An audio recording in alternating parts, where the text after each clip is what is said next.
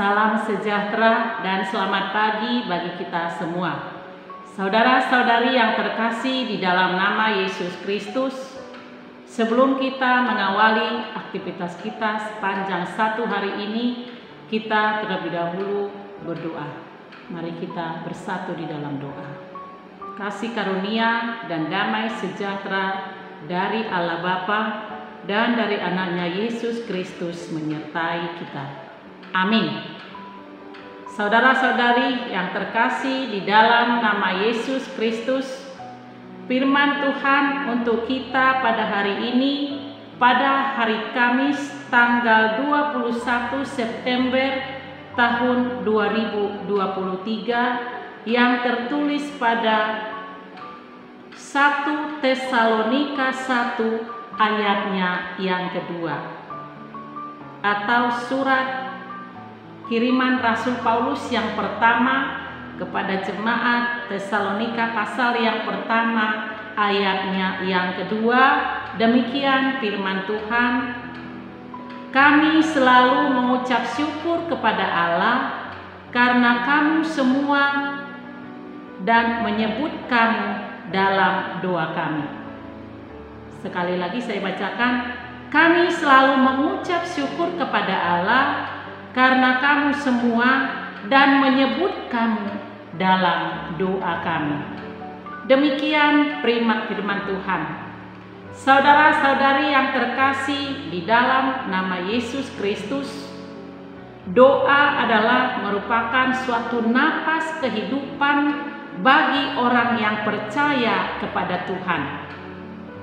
Dan doa yang dipanjatkan juga bukan hanya sebatas rutinitas semata, tetapi berdoa adalah salah satu alat komunikasi bagi orang percaya setiap hari dengan Tuhan Allah.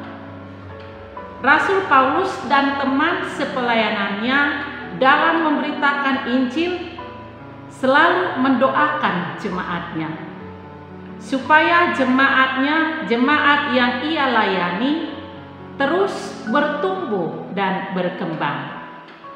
Dan bagi Paulus, berdoa diawali dengan ucapan syukur kepada Tuhan yang senantiasa memelihara dan memberkati jemaatnya.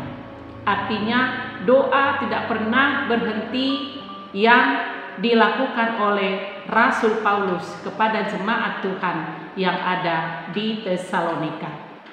Dan satu hal yang menjadi sukacita bagi Rasul Paulus adalah bahwa Injil yang dia beritakan itu membuat jemaat yang ada di Tesalonika bertumbuh, berkembang di dalam iman pengenalan kepada Tuhan Yesus Kristus.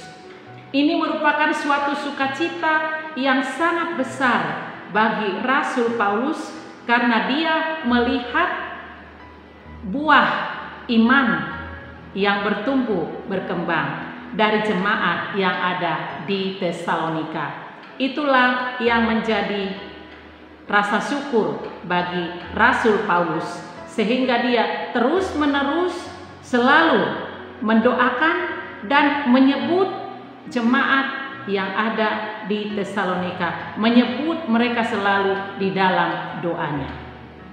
Dan Paulus menyebut jemaat Tesalonika dalam doanya setiap hari, supaya mereka menerima Injil yang dia beritakan itu dengan baik. Dan walaupun situasi pada saat itu Paulus sangat banyak menghadapi rintangan dan tantangan, itulah sebabnya yang menjadi alasan mengapa Paulus mengucap syukur kepada Allah. Kalaupun dia diperhadapkan dengan rintangan, tantangan di dalam pelayanannya, tetapi di dalam pemberitaan Injil yang dia lakukan itu membuahkan iman yang sangat bertumbuh dan berkembang bagi jemaat Tesalonika. Inilah yang menjadi ungkapan rasa syukurnya kepada Allah. Dan Paulus bersyukur kepada Allah, dan ia selalu menyebut mereka dalam doanya karena jemaat Tesalonika telah menjadi jemaat yang bertumbuh di dalam iman dan pengharapan mereka, yang terus membuahkan perbuatan yang baik serta terwujud nyata, dan mereka terus bertekun dalam pengharapan akan kedatangan Kristus yang kedua kalinya. Mereka juga sebagai umat pilihan Tuhan, jemaat Tesalonika sebagai umat pilihan Tuhan, mereka sudah menerima Injil yang disampaikan oleh Rasul Paulus dengan kuasa Roh Kudus yang turut bekerja di dalam hati para pendengar. Artinya, jemaat yang ada di Tesalonika menerima Injil yang disampaikan oleh Rasul Paulus. Mereka dapat bertumbuh di dalam iman. Semuanya itu adalah hanya karena Roh Kudus yang bekerja di dalam hati mereka. Dan respon jemaat Tesalonika itu sangat luar biasa saat Rasul Paulus memberitakan Injil, yaitu mereka menerima Injil dengan sukacita. Kalaupun situasinya dalam penindasan yang sangat berat, tetapi Injil bukan hanya mengubah hidup mereka dari penyembah berhala menjadi pelayan Allah yang hidup dan benar, melainkan membuat mereka menjadi jemaat yang taat, bertumbuh, dan berbuah.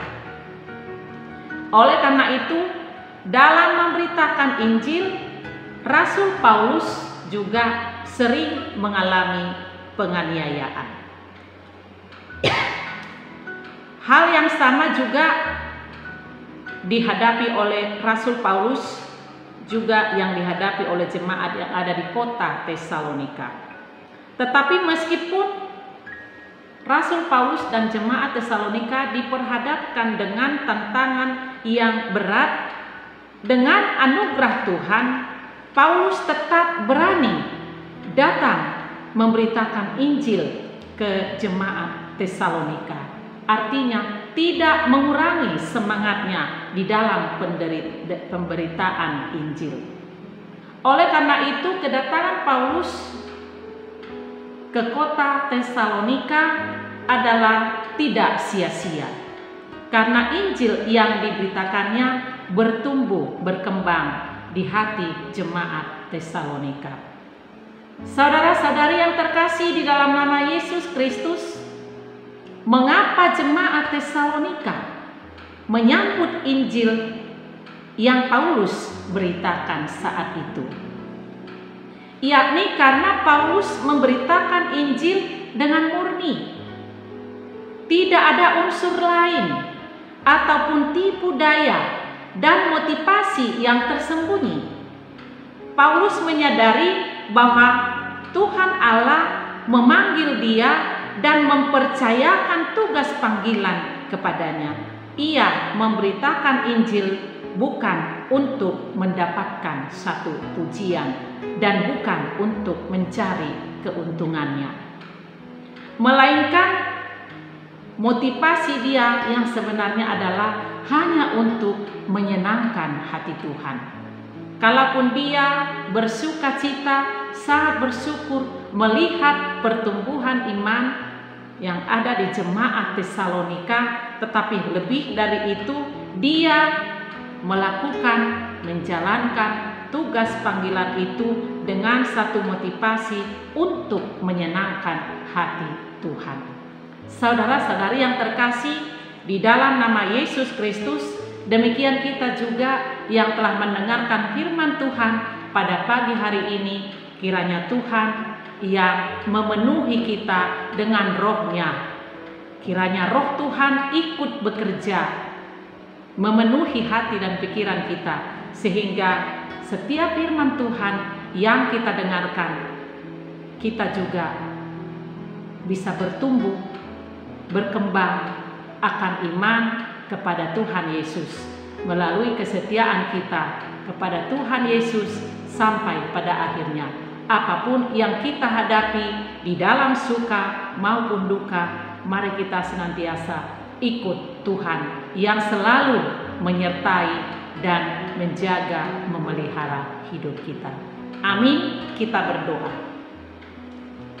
Terima kasih Bapa di surga buat firman-Mu yang kami dengarkan pada pagi hari ini. Penuhi kami Tuhan dengan Roh-Mu yang kudus.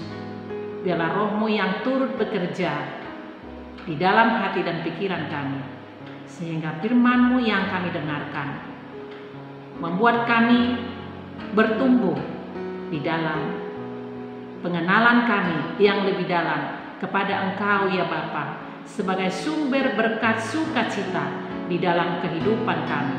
Apapun yang kami hadapi di dalam perjalanan hidup kami, di dalam suka maupun duka, kami yakin dan percaya firman-Mu menjadi kekuatan dan penghiburan bagi kami untuk tetap bertahan setia kepada Tuhan Yesus sampai pada akhirnya.